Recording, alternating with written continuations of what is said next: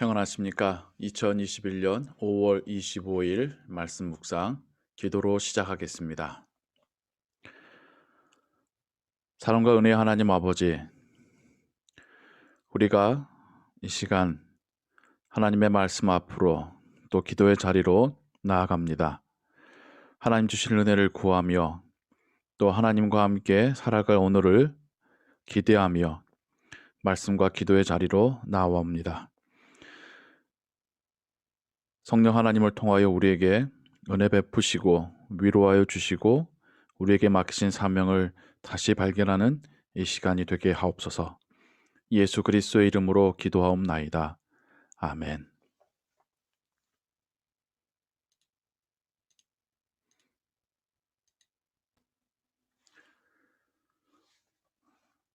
오늘 읽으실 성경은 여호수아 9장에서 11장이고요.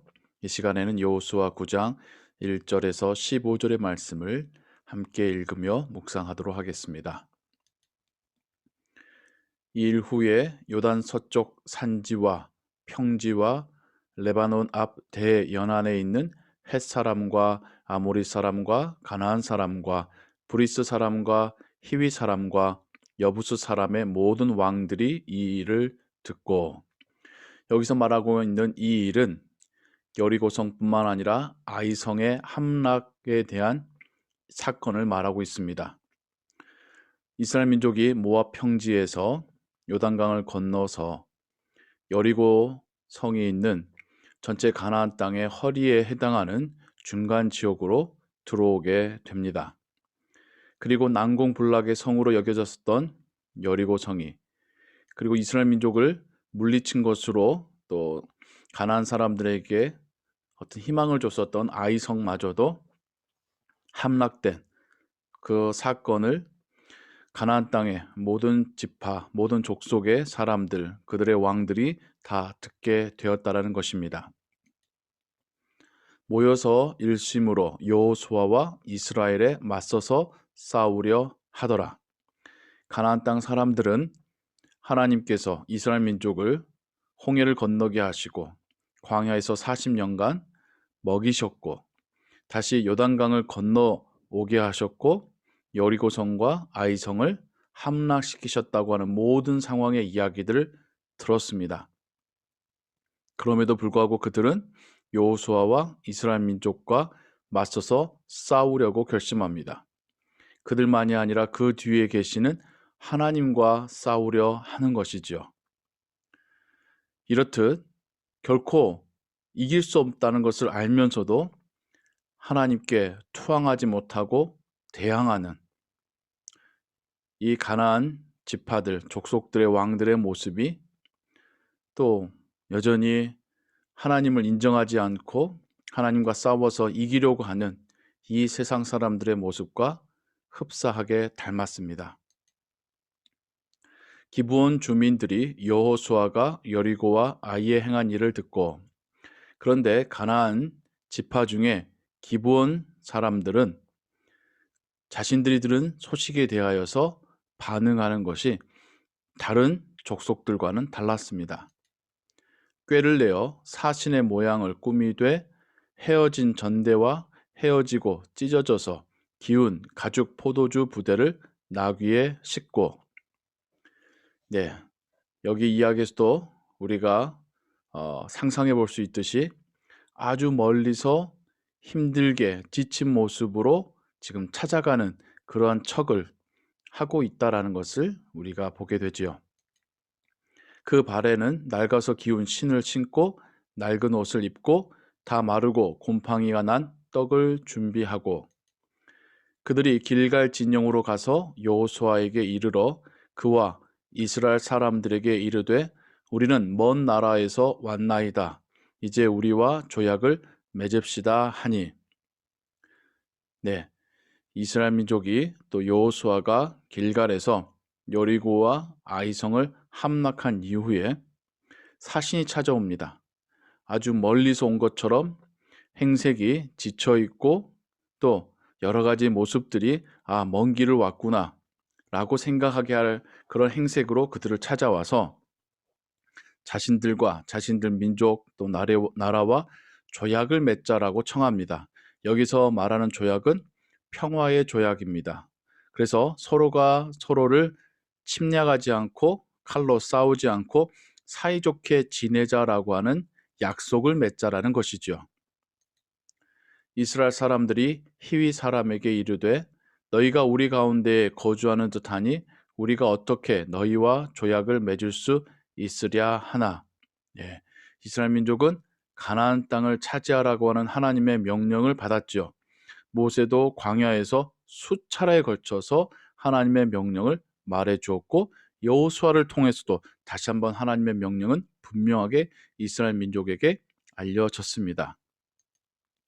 그들이 여호수아에게 이르되 우리는 당신의 종들이니이다 하매 여호수아가 그들에게 묻되 너희는 누구며 어디서 왔느냐 하니 그들이 여호수아에게 대답하되 종들은 당신 하나님 여호와의 이름으로 말미암아 심히 먼 나라에서 왔사오니 이는 우리가 그의 소문과 그가 애굽에서 행하신 모든 일을 들으며 또 그가 요단 동쪽에 있는 아모리 사람의 두 왕들 곧 헤스본 왕 시혼과 아스타롯에 있는 바산 왕 옥에게 행하신 모든 일을 들었음이니이다.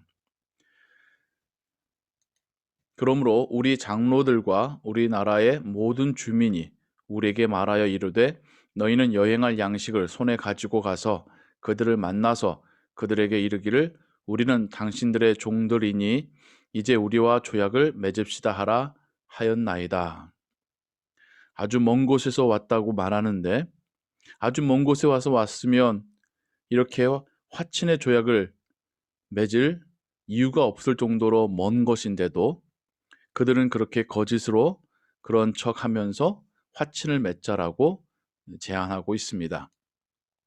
우리의 이 떡은 우리가 당신들에게로 오려고 떠나던 날에 우리들의 집에서 아직도 뜨거운 것을 양식으로 가지고 왔으나 보소서 이제 말랐고 곰팡이가 났으며 또 우리가 포도주를 담은 이 가죽 부대도 새 것이었으나 찢어지게 되었으며 우리의 이 옷과 신도 여행이 매우 길었으므로 낡아졌나이다 한지라. 무리가 그들의 양식을 취하고는 어떻게 할지를 여호와께 묻지 아니하고. 네, 여기서 이스라엘 민족의 실수가 드러나고 있습니다. 분명히 그들이 아이성 전투에서 그들의 그러한 실수들이 잘못들이 어떤 결과로 돌아왔는지를 경험했음에도 불구하고 다시 일종의 테스트와 같은 이 상황 속에서 여호와 하나님께 묻지 않고 있더라는 것입니다. 왜 묻지 않았을까요? 그들은 승리에 취해 있었기 때문입니다. 여리고성과 아이성에서의 그 전투와 그 승리로 인해서 먼 나라에서조차도 자신들과 화친을 맺겠다라고 찾아온 이 사신들, 자신들의 나라의 모든 백성들이 이제 이스라엘의 종들이라고 말하는 그렇게 자신들을 낮추며 화친을 청하는 이 사신들의 이 이야기를 듣고 그들이 한껏 승리감에 도취되어 버린 것이죠. 여호수아가 곧 그들과 화친하여 그들을 살리리라는 조약을 맺고 회중 족장들이 그들에게 맹세하였더라. 그리고 나서 성경은 그들이 가나안 땅에 살고 있는 사람들이라는 것을 알게 되었다는 이야기들. 하지만 약속하였기에 그 약속대로 기브온 족속을 물리치거나 죽이지 않고 훗날 성막과 그리고 성전에서 나무를 패고 물을 깃는 하나님의 전을 섬기는 그러한 종과 같은 삶을 살도록 지정하는 그러한 이야기들이 나오게 됩니다. 하지만 그들은 그것마저도 기쁘게 받아들이죠. 기브온 족속은 가나안 족속들 중에서도 규모가 있고 또 싸움에 용맹했던 족속이었습니다. 그들이 먼저 화친을 맺고 정말 항복하며 투항하듯이 이스라엘 편에 서는 것을 보고 가나안 땅의 다른 족속들은 어떻게 판단을 내렸을까요? 그들도 기브온 족속과 같이 투항하고 항복했더라면 좋았을 것을, 하지만 그렇지 않고 오히려 그렇게 자신들의 사기를 떨어뜨린 기브온 족속에게 보복하고자 찾아오게 됩니다. 기브온 족속은 이제는 이스라엘 민족에게 자신들을 구원해 줄 것을 부탁하고요. 여호수아는 그리고는 새로운 전쟁에 나가게 됩니다. 이것을 기회로 북부 연합군들, 또 남부의 동맹군들과의 전쟁을 계속해서 치르게 되고, 또 그런 전쟁에서 하나님의 은혜로 계속해서 승리하여서 가나안 땅의 모든 전쟁을 마치게 됩니다. 그리고 기브온 족속은 마치 이스라엘 민족의 한 지파처럼 그들 중에 섞여 살게 되고, 그들도 하나님을 예배하는 사람들이 되고 또 하나님의 백성 중에 하나가 됩니다. 그래서 훗날 사울왕 때에 기브온 족속의 사람들이 억울한 죽음을 당했을 때에 그들의 눈물을 보시고 하나님께서 이 가나안 땅에 비를 내리지 않으시는 사건이 나타납니다. 그리고 다윗을 통하여서 그 억울함을 사울왕의 아들들의 생명으로 대신 받으심으로 용서하시고 다시 비를 내리신 사건이 나타나지요. 그걸 통해서도 이제 하나님은 기브온 족속을 하나님의 백성 삼으셨다는 것을 우리가 알게 됩니다. 기브온 족속의 이야기를 생각하면 그들은 분명히 거짓말로 이스라엘 민족을 속였습니다. 근데 그들이 원했던 것은 하나님의 백성 중에 하나가 되기 위함이었습니다.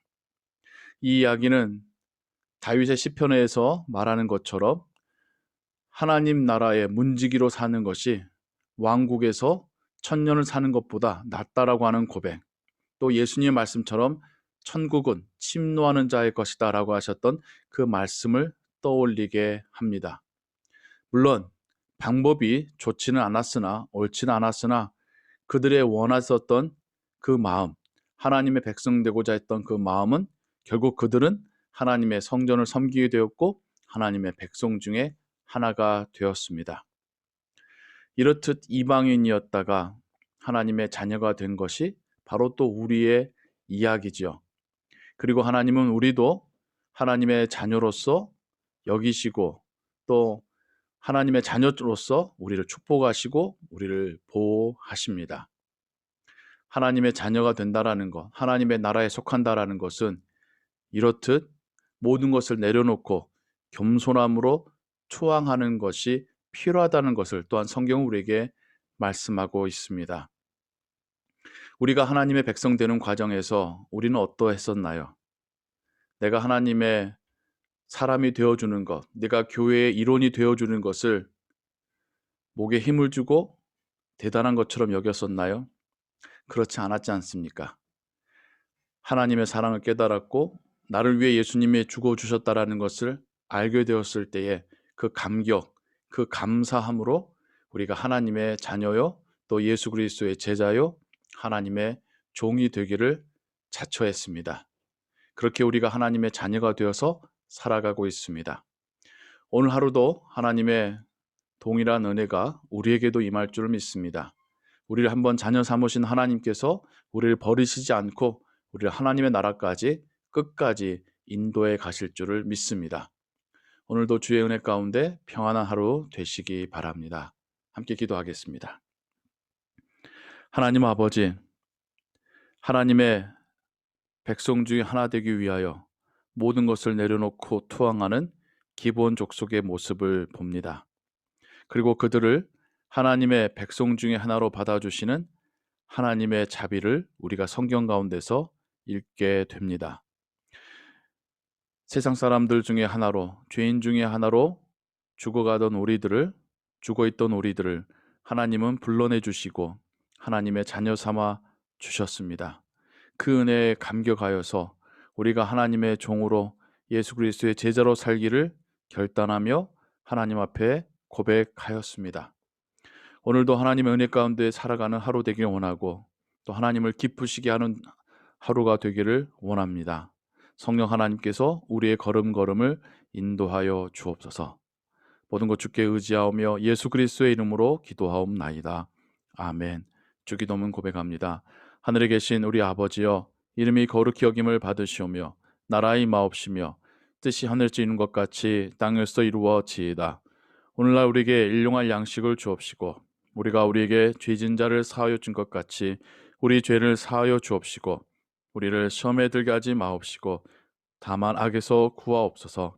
대개 나라와 권세와 영광이 아버지께 영원히 있사옵나이다. 아멘. 계속 기도 찬양과 함께 또 기도하시고 오늘 하루도 하나님 주신 은혜 가운데 살아가시기 바랍니다.